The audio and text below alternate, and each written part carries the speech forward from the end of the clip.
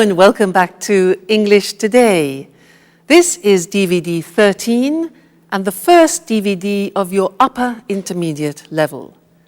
And in this DVD, we'll begin with another 3 episodes of our story, That's Life, followed by our special TV programs, which include Everything But the Kitchen Sink, featuring our culinary experts. And then there will be a discussion about India and China. Do they represent a threat or an opportunity? Then, in the grammar section, we'll be studying more about the present perfect and the present perfect continuous tenses. And then we'll learn about the gerund and the infinitive. And we'll also study the first conditional. All right? So, I hope you enjoy yourselves. Sharon, I called a real estate agent 5 minutes ago. He deals with apartments in Japan. He said he'd send an email with some photos. That way we can choose which apartment we like the best. Don't rush me, Peter. You know I haven't decided. I know. We've talked about this a lot. But doesn't the idea of leaving appeal to you? I mean, just think of it. A new country, a new life together, new experiences. Now, I'm really enthusiastic about this opportunity. It's not every day you have a chance like this. Well, I wanted to make changes in my life for a long time. But these changes seem so overwhelming. There, I said it.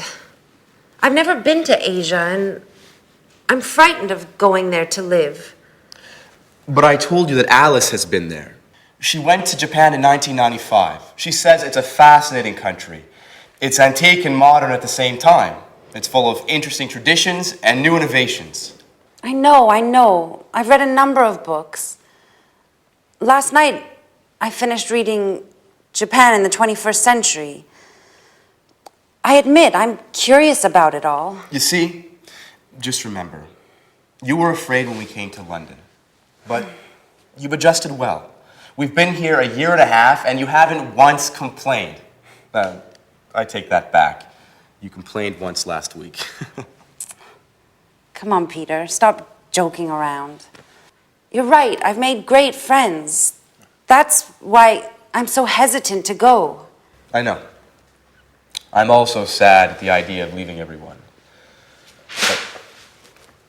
But... Hey, Jack. How long have you been in here? A couple of minutes. Excuse me, I didn't mean to spy. But you were so involved in your discussion. So you've heard that she still hasn't decided, even if she's going to decide soon. In fact, we're just talking about which apartment to choose. Well, don't rush it, Peter. Decisions about major changes take time. So whose side are you on? I need to get going. I took my watch to be repaired 2 weeks ago, and I still haven't picked it up. Sooner or later, they're going to put it up for sale. Bye. Jack, I'm leaving her in your hands. Please try and convince her.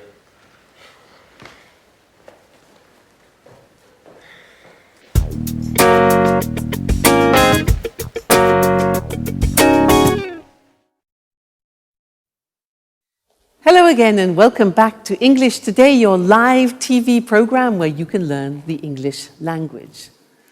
That last episode, I'm sure Jack can manage to convince Sharon to go to Japan. What do you think? We will see how that evolves. Now let's go back to the present perfect. Remember that we have learned so far that we use the present perfect with genie, just, ever, already, never, and yet. Well, I want to give you 2 more acronyms to help you understand when you use the present perfect. And the first one is this, flot. Now, you see at the top we have 4.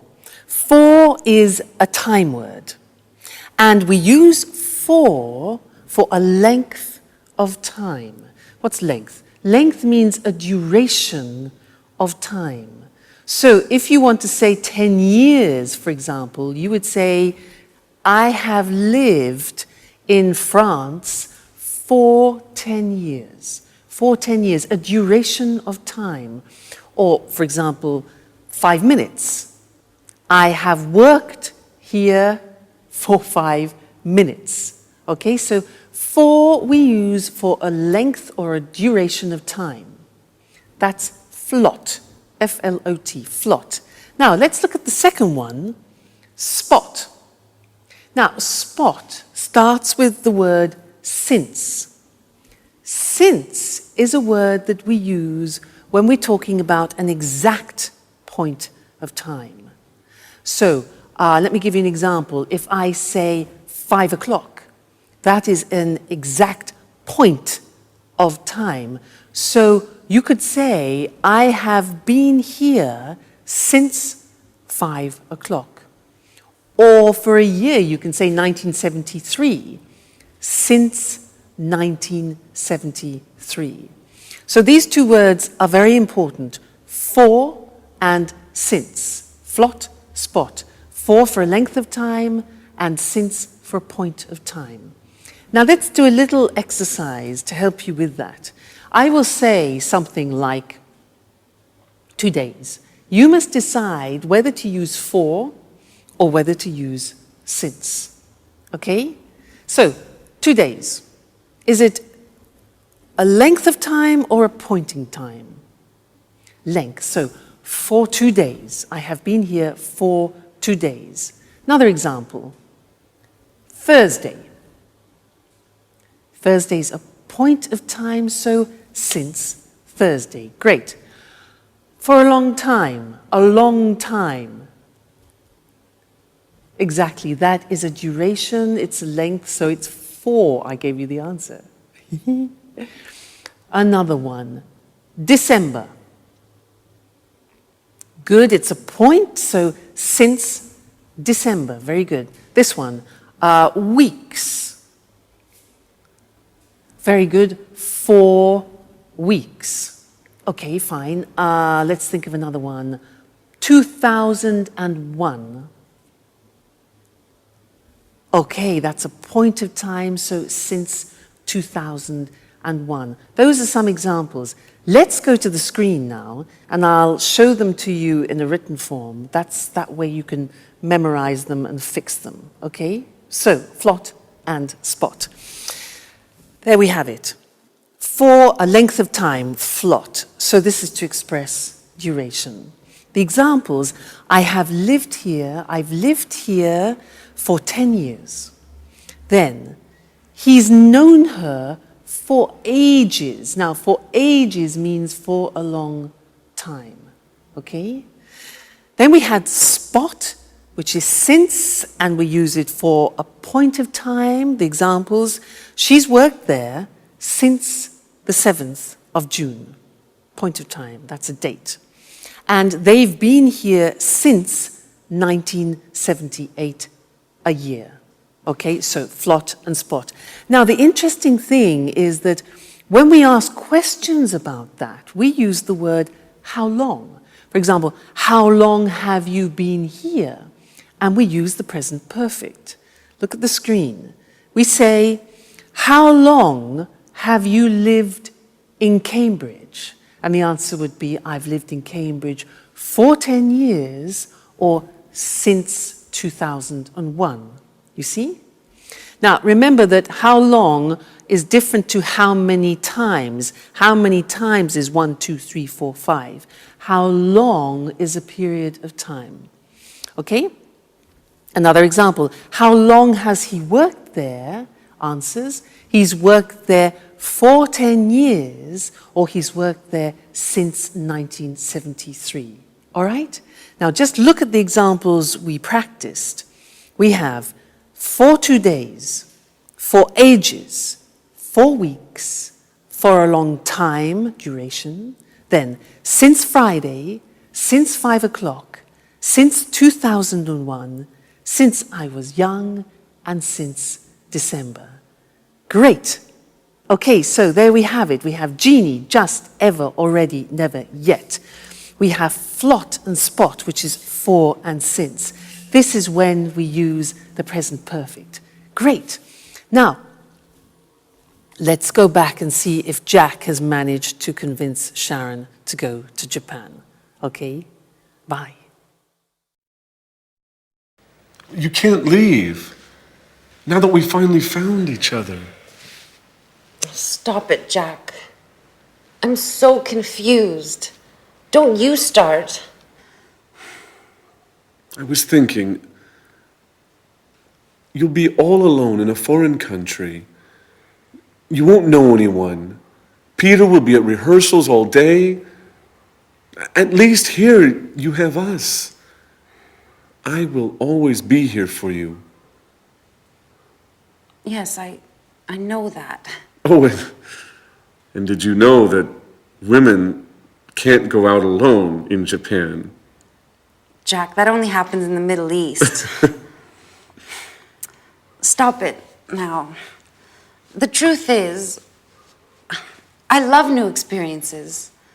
Remember when I moved to London 2 years ago? I've loved every minute of it. But that's not what you told Peter.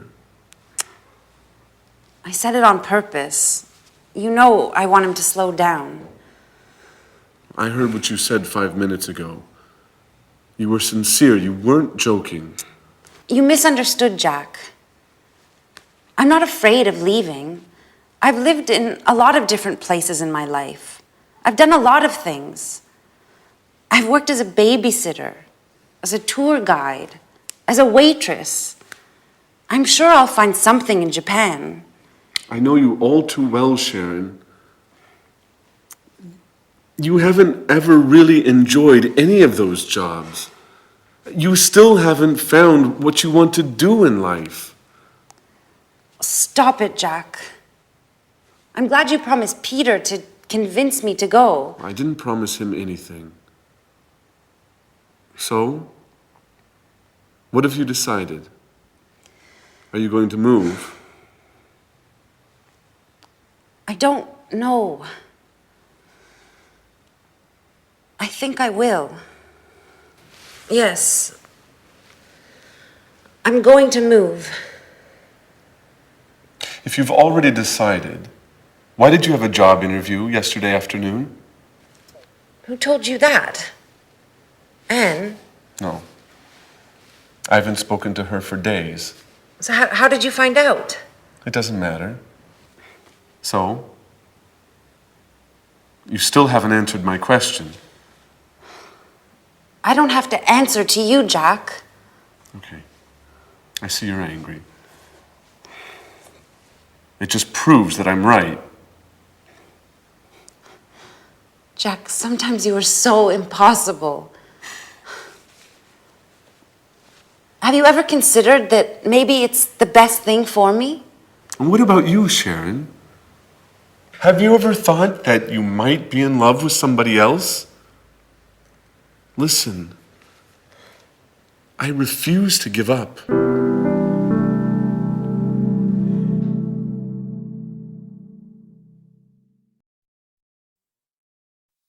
Love is difficult, isn't it? I know something about that. But so is the simple past and the present perfect. And in fact, this is an important lesson because one of the most difficult things in the English language is to decide when to use the simple past and when to use the present perfect. I hear a lot of people making mistakes about this. When do we say I went and when do we say I have gone? Well, remember, up until now, I've tried to help you with these acronyms, you remember? Oilway and Genie. And I really do think they'll help you. Now, do you remember, Oilway was for the simple past. We use the simple past with on, in, last, when, ago, and yesterday. Okay? And we use the present perfect with just, ever, already, never, and yet. Be careful, there are two A's. This is already, This is ago, okay, so be careful there. So when you are speaking English, you have to make these choices. What do I use, simple past or present perfect? And it depends on what time reference or time word you are using in the sentence. That is the most important thing, okay? Which one of these acronyms? Let me give you an example. We'll take a simple verb like I go. Now, if you want to use already in the sentence, what do we use? Do we use present perfect or simple past? Already is part of Genie, just, ever, already, never, yet. So you need the present perfect. And you say, I have already gone. Now, if you want to use last week, where is it? L, last, simple past. So you say, I went last week. Now, you try. I want to use just. Which one? Genie, just. So we say, I have just gone. Present perfect. Okay, next one. I want to use yet. Now be careful, there are two Y's. This one is yet, this one is yesterday. Be careful. So, yet is negative, do you remember? It's present perfect, and the yet is at the end of the sentence. So, I haven't gone yet. All right? That's more difficult. Yet, so that's an exception. Next one. When? When? Okay, simple past. For a question, very often, when did you go? Next one. Never. Right? I have never gone. Present perfect. Fabulous. 2 days ago. Now this is already and that is ago. So,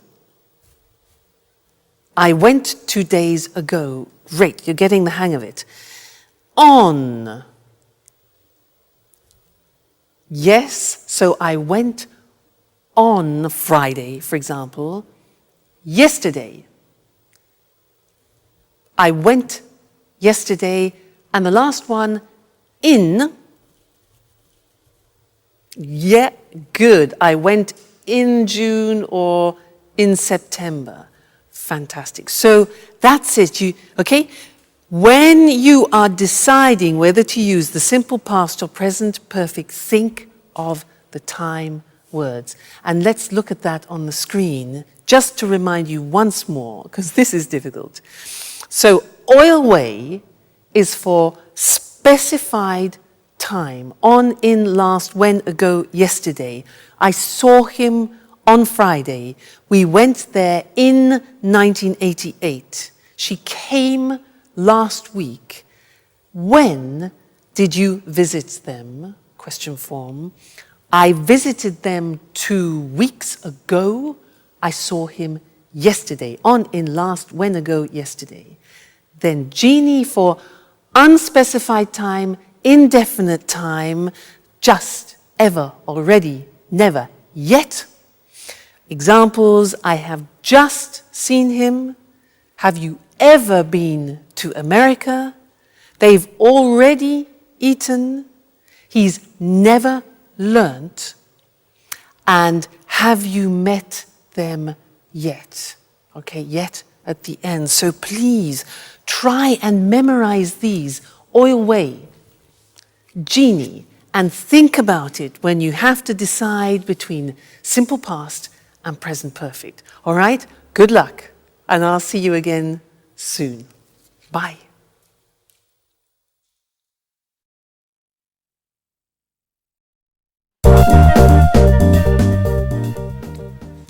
Okay. Sharon, you remembered to buy the beer, right? Of course I did. And you managed to bake the cake, right? Not yet. I'm going to bake it this afternoon. I still need to get some chocolate. Actually, Jack offered to get some for me. He promised to bring some before lunch. Sorry, but I can't help you with the cake. I have to take some tourists to visit the Tate Gallery. Oh, don't worry about it. I'll have Jack to help me. He decided to stay home today to give me a hand. Just don't forget to tell Tom, David, Mary, and all the others. Don't worry, Peter said he'd take care of it. I'm sure he's already got in touch with everybody by phone. Great. Everything is going as planned. Oh, don't forget to buy the present. Don't worry. How about getting an astrology book? She'd love that. Absolutely. She loves reading those kinds of books. I hope I can get it before I go to work. By the way, have you heard anything from Mr. Dubois? But he told me he expected to come, but couldn't confirm. Well, you know how it is being so busy and everything. It's hard for him to give a definite answer one way or the other. I imagine being a stage director is difficult. Alice would be so happy if he comes. Yes, she will. Anyway, Mum's the word. If you say anything, it won't be a surprise. Hey everyone, what are you up to? Oh, nothing important. Oh, I almost forgot. Happy birthday, Alice. So, what have you arranged to do this evening? Well, I considered celebrating with you guys. I mean, if you want to. Oh, I'm really sorry, but well, Jack has arranged to eat out this evening with his colleagues and he can't put it off now. And, well, I agreed to correct some reports. Oh, I see. What about you, Sharon? Oh, I'm terribly sorry, but I agreed to go to the theater with Peter and he won't be finished rehearsing before midnight. But I thought... Well, I know we promised to have a party, but why don't we postpone it? It's just not possible today. What a shame. I can't stand the thought of being all alone on my birthday.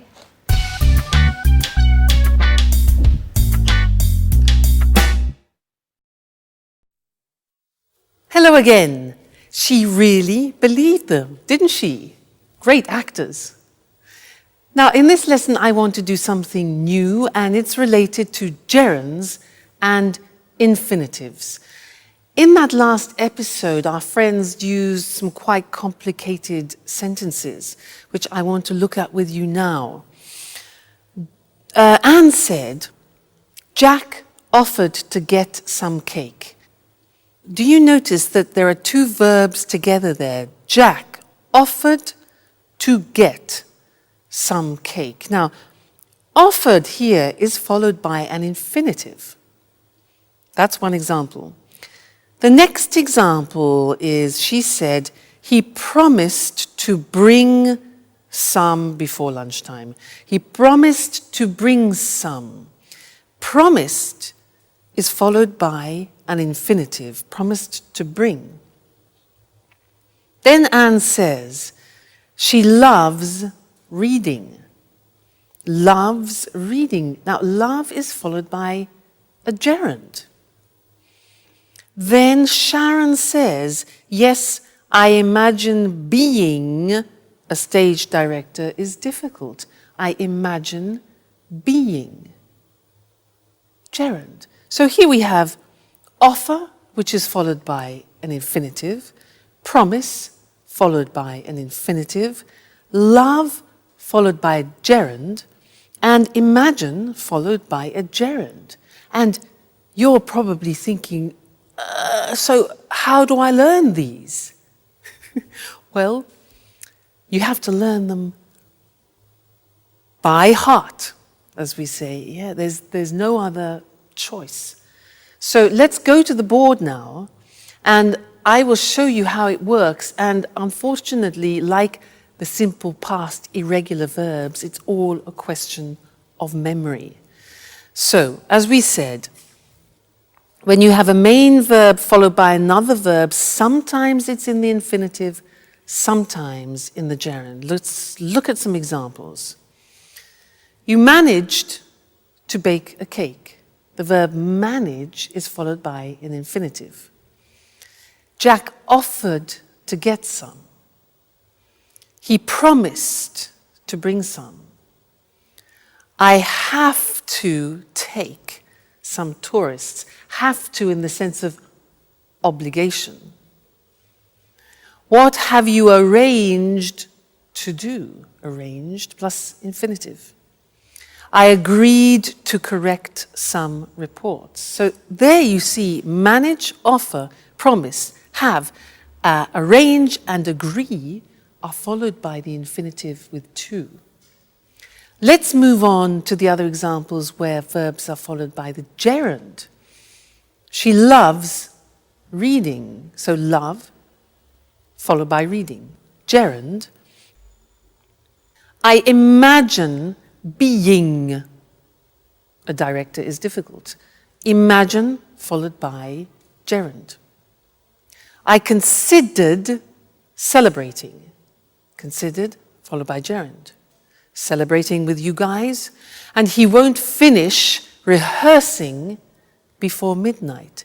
So there we have examples of love, imagine, consider, finish, followed by the gerund forms. So it's a bit complicated, and it's a question of familiarizing yourselves with the verbs that take gerund and the verbs which take infinitive. It comes with practice, don't worry. But this is just an introduction. So, let's go back and see what's going on in Alice's birthday party, all right? And I'll see you later. Bye. Hey, is anybody home? Oh.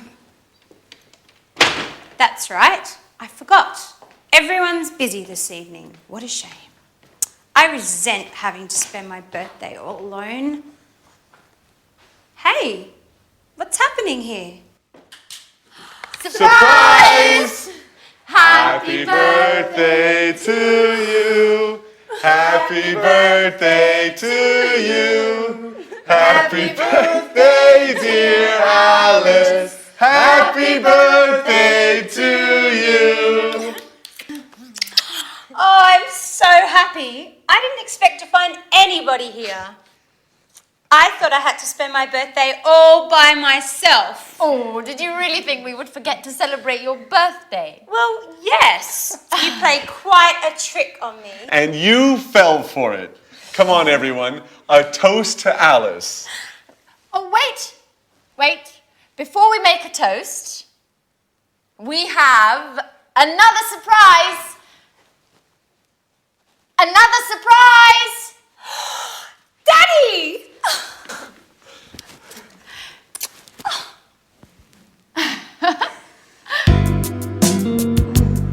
This is such a great birthday. How did they talk you into coming? Alice dear, how could I miss your birthday? Work is important, sure, but nothing is more important than my dear, sweet, only, lovable, adorable little girl. Dad, if you talk like that, you'll make me blush in front of everybody.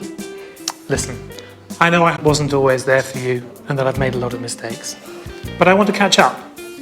Things change. I've got a suggestion for you. Do you want to come and work with me? Really? With you? What would I do? You can write scenes for my films. You've always had artistic flair. I'll teach you the tricks of the trade. You'll learn how to write convincing scenes in no time at all. That way, we'll always be together, if you want. I don't know what to say. I gave up wanting to spend time with you. You don't have to decide to do anything now. Let's celebrate your birthday. Let's toast. Cheers, Alice. Thank you so much, Daddy. This is the best birthday of my entire life.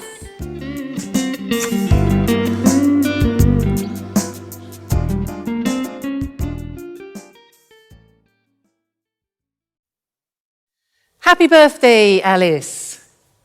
Did you hear what her father said? He said, if you work with me, I'll teach you the tricks. Now that's an opportunity, not only for Alice, but also for us, because he used a grammatical form that I want to teach you now. If you work with me, I'll teach you the tricks. And that in English is a conditional form, the first conditional. If I work, if plus the simple present, I will teach, followed by the future will. So to illustrate this a little bit better, I want to talk to you about what is almost a religion in England, making tea. Now, every household in England has one of these, this. Do you know what this is called? It's for water, to heat, to boil water. In English, we call it a kettle. Every English household has a kettle. We have all sorts of different models as well. And I can assure you, if you buy a kettle, you will never regret it. Why? Look at this. It's very light, plastic, and it's very fast. So, if you fill this kettle to about here, it's 1.5 liters. And then, here's the plug, if you plug the kettle in, the water, 1.5 liters, will boil in 3 minutes. Incredible. So, 1.5 liters, if you boil 1.5 liters, then it will be ready in 3 minutes, okay? The other good thing is that if you want to carry the water to another place, look, take it off the element and it's portable. Now, there's one thing to remember inside. Sometimes it gets a bit dirty. You have a special liquid to clean it. Because if you don't clean it, then it'll change the taste, or it might change the taste of the tea. Okay, so that's important. So, a kettle. If you buy this, I can assure you, you will never regret it. Okay, now, I was using some conditional sentences there, and I want to go to the screen now to look at those more carefully. It was the first conditional, using if, all right? And this is used to describe real possibilities. So, look at this. If you work with me, this is Alice's father, I'll teach you all the tricks. So we have if, then the present tense, and then will and the infinitive, which is probably different to your own language, so be careful about that. The other example, if you use a kettle, you'll make tea faster. So present tense, future with will. If you use a kettle, you'll make tea faster. If you don't clean it, the tea won't taste good. You see the negatives there? If we don't, negative of the present, the tea won't, negative of will, taste good. Now, we can sometimes change the second part. Look at the next example. If her father offers her a job, she might accept it. Now, using might gives the idea of uncertainty, but that's fine to use in the first conditional. The other example, if he accepts the job, yeah? If he accepts the job, he might move, go to Japan. All right, so you can also use might. If you stay with me in English today, you will learn the English language. All right? Great. Well, I'll see you again in the next lesson. Bye.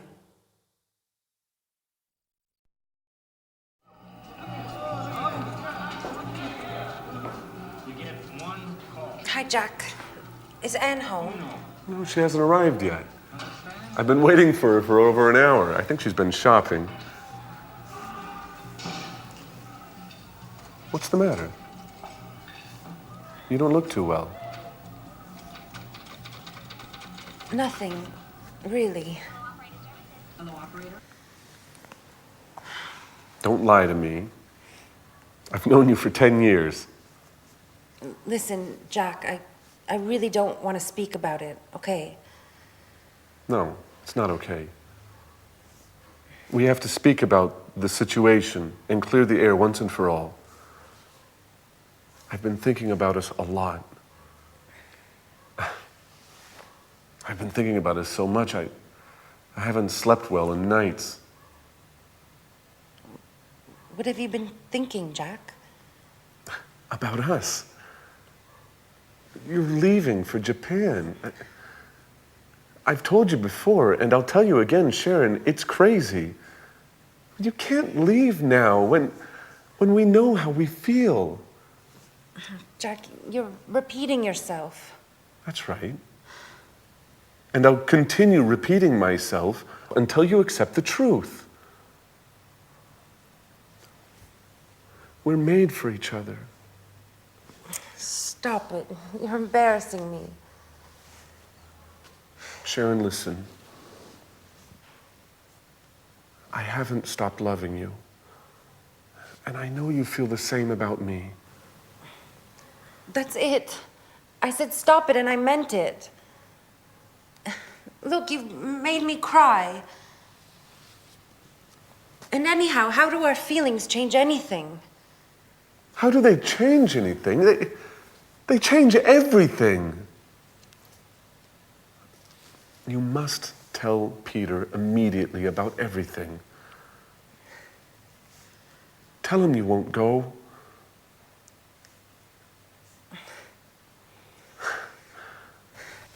I'm so happy. I knew you felt the same way about me. Hey, is anyone in there? Oh my God, it's Peter. He can't see me like this. Stay calm. Maybe it's time we tell him everything. Is anybody in there?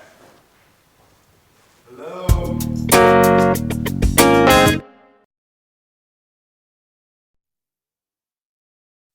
Hello, everyone, and welcome back to some more English today. It's the moment of truth for Sharon, isn't it? Now, in that episode, they used some very interesting language, and language which is a grammatical form very typical to English. It's a form you don't find in many other languages. Let me give you some examples. Jack said, "I've been waiting for her for over an hour. I've been waiting for her." She's been shopping. She's been shopping. And Jack also said, "I've been thinking a lot about us," remember? She said, "What have you been thinking, Jack?" Now that's the form that I want to look at with you now, because as I said, it's very unusual and particular to the English language. So, London Bridge, the Tower Bridge. Now that's a useful image because in fact, this grammatical form is about bridging two different forms. It's about bridging the present perfect has been or have been with the present continuous form. For example, I am working. Now, you put those together, mix them all up, ding, bingo, you get the present perfect continuous. You see, the taxi joins the two together. That's great. I'll give you an example. I have been teaching for years. Now, what does that mean? It means that I started it in the past, this action, and I am still continuing it now. So, I started in the past, have been, and I'm continuing now the continuous. I have been teaching English for years. Okay, let me give you another example. Yoga. I started yoga 5 years ago. I'm still doing yoga now, so I say, I have been doing yoga for many years. I have been doing yoga for many years. Okay, so that is this interesting mixture of present perfect and the present continuous. Okay? So, I think in order to understand it a little better, we should go to the screen so that you can see it in the written form. I remind you, it's a tense that you find in particular in the English language, not in other languages. So, here we have it. Sharon has been working as a tour guide for many months. So, an action starting in the past, continuing now. He's been working here for 5 years. He's been stands for he has been working here. They've been playing tennis since May. Okay, that's the positive form. Now the negative form, Peter hasn't been paying attention to Sharon for a number of weeks. That's the negative. That's true. The question form is, how long have you been doing your homework this morning?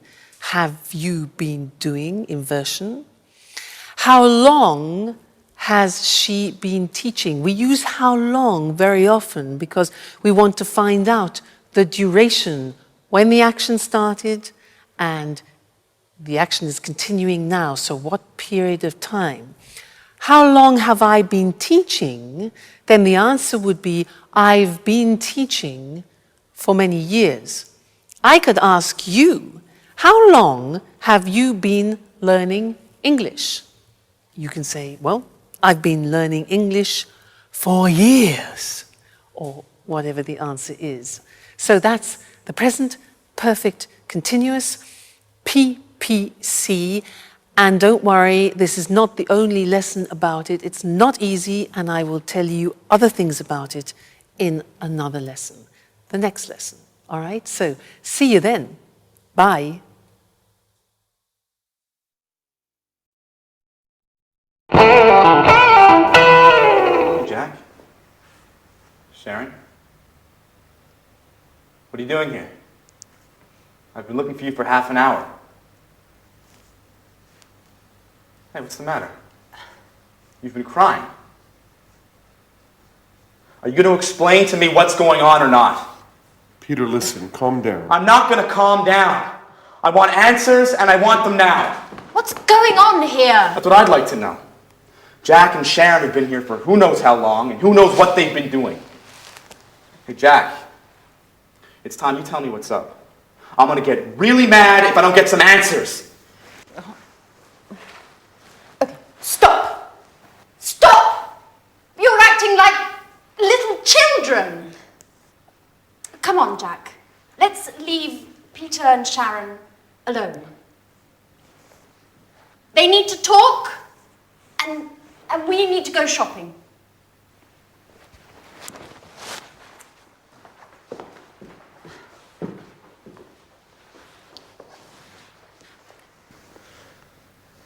So, Sharon, what's going on? Peter, I have to tell you something I've never told you before. I've known Jack for a long time. We went to the same university together, and, well, we were once engaged. What? So that's why Jack came to live here. You've been seeing each other, haven't you, Sharon? No, Peter, I swear, it's true. We just happened to meet here. It happened by chance. By chance? That's a strange stroke of luck. Just enough to bring back some old passionate feelings? How long has this been going on, Sharon? Nothing has happened between Jack and I. Even if I do still have some feelings for him. After all, Peter, you've been neglecting me for months. The only thing that's important to you is your work.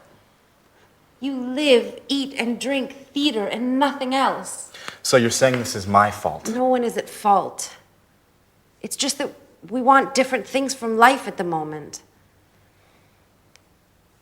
I've had 2 interviews with the director of the Archaeology Museum. They want to open an art exhibition, and they've offered me a job. Do you understand, Peter? It means a job I would really love. What are you getting at, Sharon? Would you stay here and not go to Japan if I asked you? What kind of question is that? Answer me, Peter. It's important. I've accepted the job. Without asking me. How could you? And did you ask me about Japan? Did you, Peter, huh? Are you willing to stay here with me?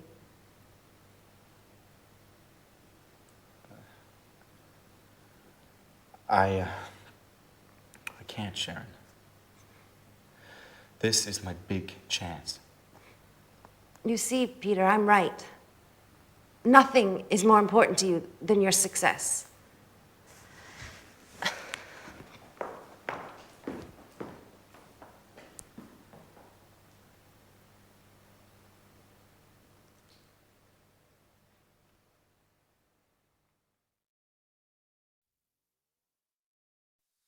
So this is our moment of truth. The question is, when do we use the present perfect and when do we use the present perfect continuous? Many people ask me this. They say, Louise, but when do we use the present perfect? I have gone, I have seen, I have done. And when do we use the present perfect continuous? I have been working, I have been learning. Often people confuse the use. And you're right, it's not easy at all. So I'd like to try and help clarify that by these simple things, a revision of what we've already seen. Now, with the present perfect, we use genie. Remember? Just, ever, already, never, and yet. That's important to remember. With those words, we use the present perfect. But with the present perfect continuous, we're using for, since, and how long. Okay, now that is the difference. So if I take a phrase like, I do the exercise, and I want to use the time word already, then you need the present perfect. I have already done the exercise. But if you want to use the concept of since, you can't use the present perfect, you use the present perfect continuous. So I have been doing the exercise since Friday. Another example would be, for example, just. Just is a present perfect word, so we say, I have just done the exercise. If you want to use for, we're into the present perfect continuous, the PPC. So I have been learning English for many years. So do you see the mechanism? You have to think about what time words you want to use in the sentence. Then you choose the correct grammatical form. Genie for the present perfect. For, since, how long? How long have you been learning English for the present perfect continuous? That way you can distinguish between the two forms, all right? So try and memorize those time words, and I can assure you it will help you a lot when you're speaking. All right? Great. Well, see you again in the next lesson. Bye. Welcome to Cooking Today. We're delighted to be back in Lisa French's home again. Lisa, we've had so many calls since our last program. I'm glad to hear it. Well, now let's see. Here, Sally from Manchester is getting married in June and has always dreamt of having a well-equipped, modern kitchen just like the ones in the movies. How can we help her? Well, to begin with, a kitchen environment should be well lit and have ample surfaces to work on. Also, plenty of drawer space is necessary for storage of food items and utensils. I know what you mean. I have to contend with a small kitchen that has neither light nor enough drawer space. That's why I go out to restaurants. You don't need a king-size kitchen to enjoy cooking in it. What's important is organisation and having things at hand. What are the main appliances newlyweds should have? Well, obviously, a hob, an oven, and a fridge are absolutely essential. Today, many people can't survive without a dishwasher. I'm one of those people. I really hate doing dishes. So do I. Getting back to the subject, I'd like to show our viewers some optional appliances. Although they're not strictly necessary, they often come in handy in large families or when entertaining guests frequently. One is the grill. Another is a deep fryer for large quantities of chips and other tidbits. That's not the appliance for me. I love healthy cooking. In that case, you need a steamer oven like this one. In the US, it's hard to find a kitchen without a microwave. Microwaves are quite useful, especially for busy people. Other appliances, which are also common in the US, are water and ice dispensers like this one.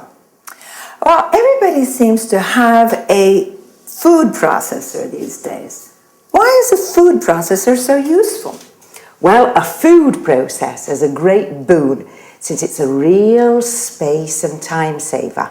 It has many different functions. It can mince meat, grate cheese and vegetables, make breadcrumbs, pulp tomatoes, fruit, and so on. So what else can you show us?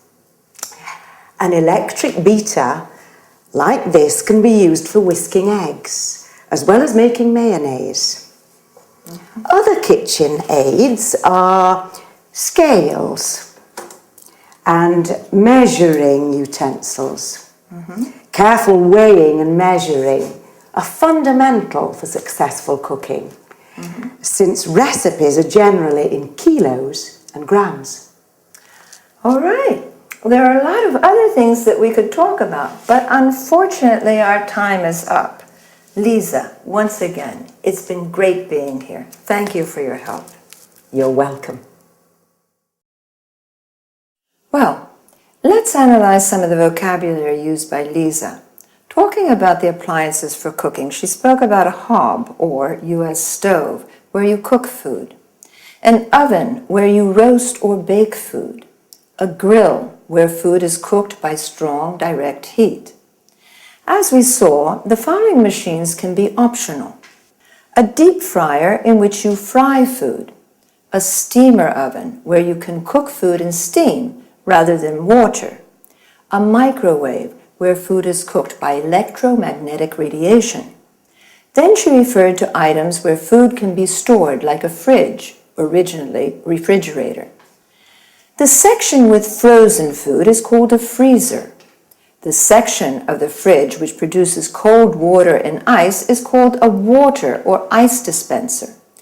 Lisa also said drawers are important. You need them to keep utensils, cutlery, and so on. A dishwasher is a machine for washing dishes, cutlery, glasses, and so on.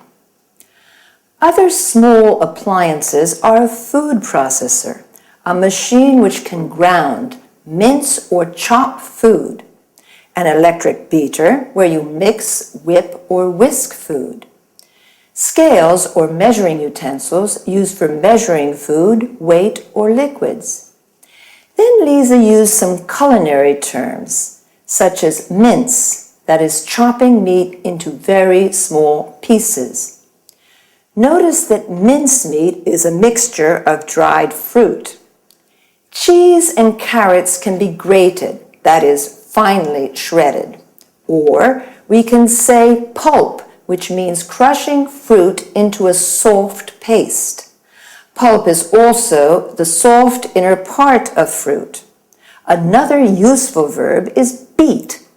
That is mixing eggs, cream, butter, using a fork or a whisk. That's enough for today. See you again. Bye. Hello, everyone, and welcome to Let's Talk, the evening discussion show with our two commentators, Tom and Marie.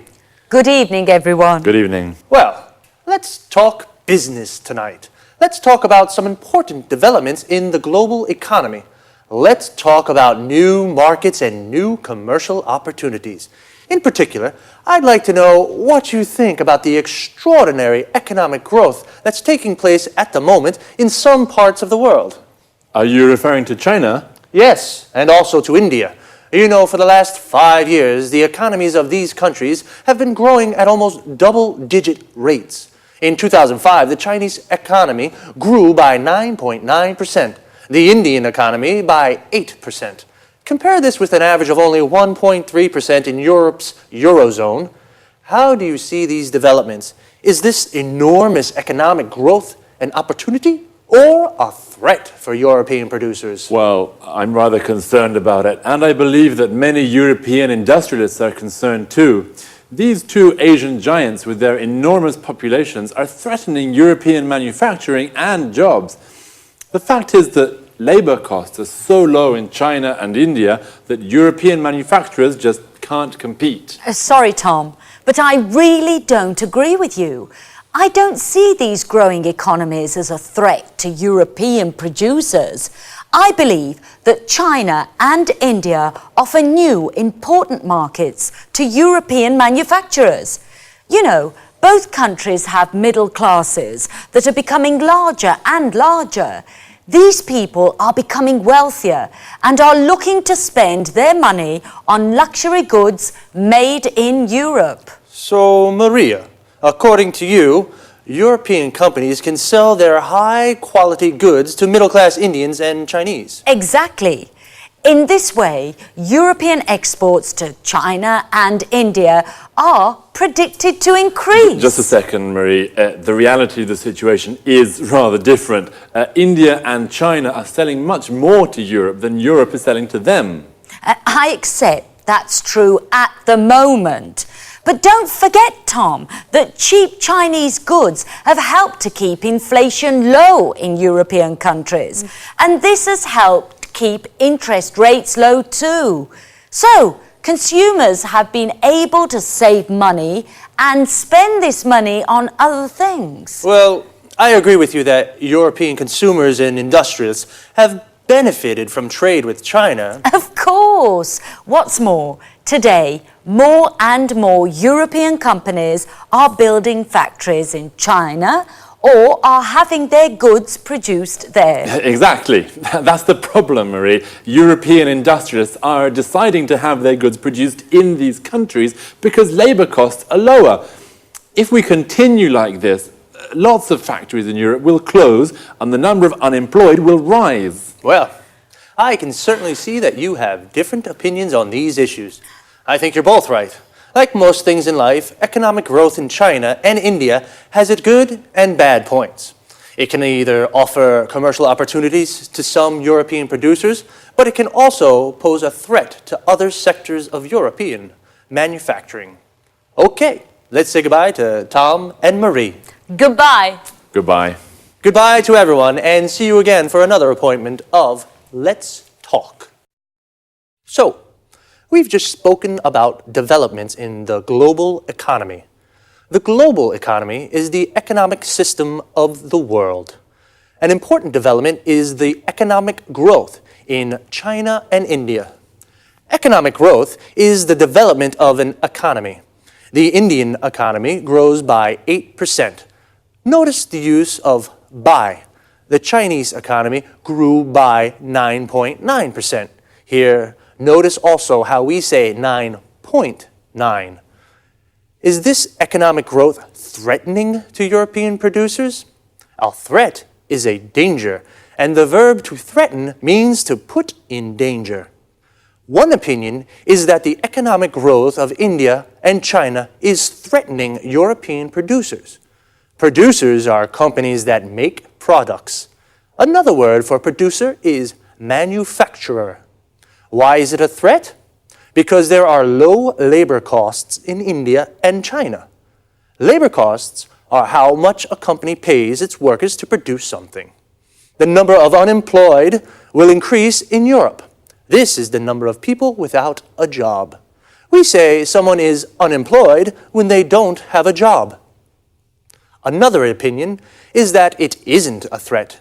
Actually, it's creating new commercial opportunities for European manufacturers.